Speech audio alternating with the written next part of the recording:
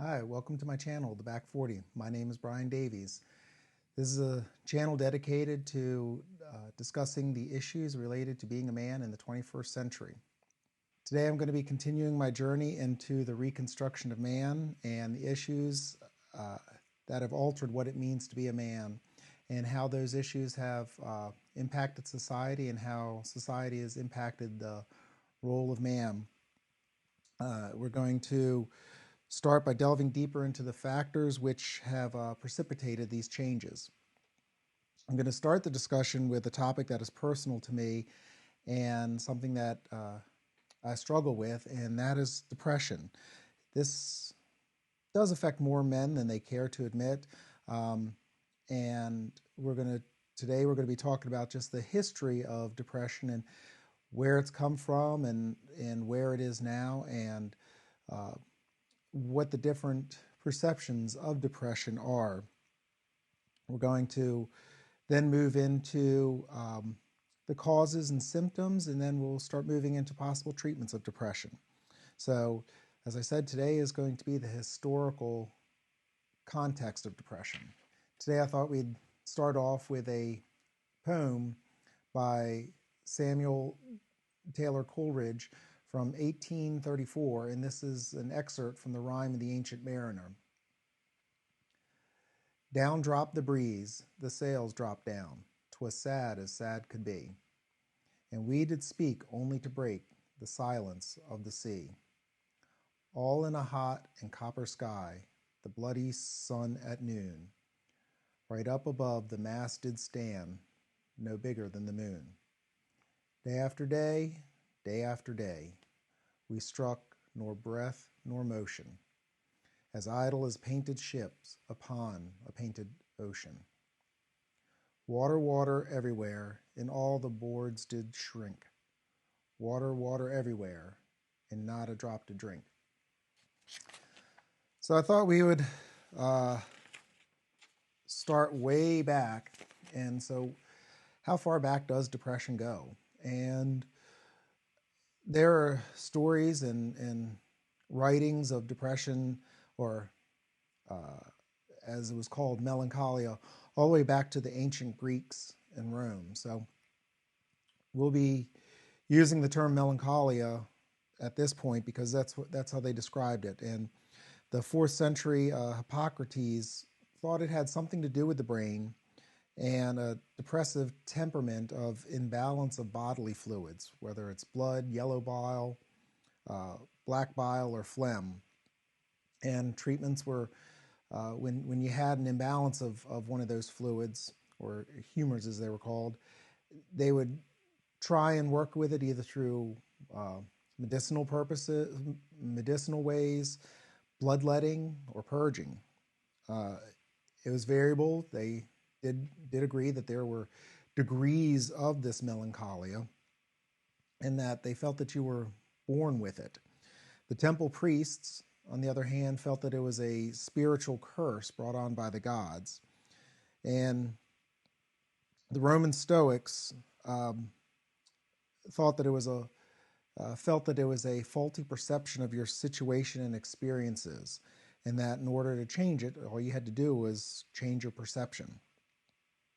As we moved into the medieval times, it became more of a religious approach to melancholia, in that it had to deal with a disfavor of the Christian God, that you were living in a sinful life and that you were in need of repentance. And severe depression was considered a demonic possession. And so it was not viewed favorably. And there was a term that was thrown around. It was called the noonday demon. And even being depressed in and of itself was considered a sin, that you were slothful, that you were lazy. So then as we move forward into the Renaissance period, depression was viewed more through Aristotelian lens, and it was viewed as a possible catalyst for genius, that those who were suffering from melancholy tended to be a little bit more introspectful, a little bit more observant of the environment. Even though that it was more of a bleak view, it was also more of a realistic view of society and of the environment. Melancholy was also seen sort of as a badge of honor and soulfulness and intellectual complexity. And so depression sort of became fashionable, and it was seemed to have some creative blessings along with it. Some of the greatest plays from the Renaissance period deal with the heroes were sullen and sad and very introspectful, and you can just think of the play Hamlet, and that pretty much sums up the view of melancholy in the Renaissance period. Then we start moving into the Age of Enlightenment, and this is the rise of the industrial age, and so thinkings and philosophies started to deal more with the mechanized approach and mechanisms of how they interact with each other. So there was a feeling of a mechanical description of melancholy, that there was one of the cogs in the system was disrupted, and so therefore it impacted the whole entire machine.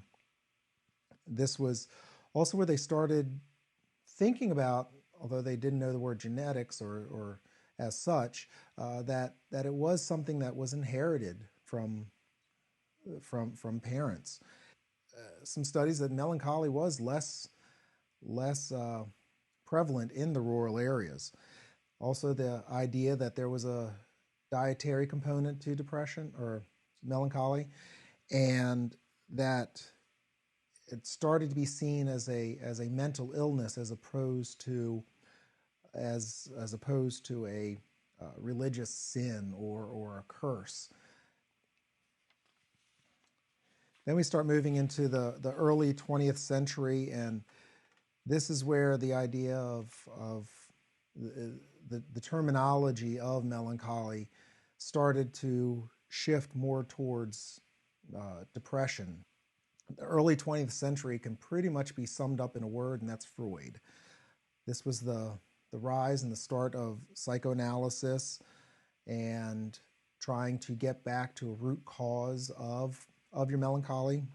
And there was also a idea that there was actually now just a gradation, that you had anything from mourning all the way to full-on depression. And Freud teased out that mourning had to deal with it was more reactive to a life event, a death of a family member, loss of a job, traumatic event, whereas melancholy and depression was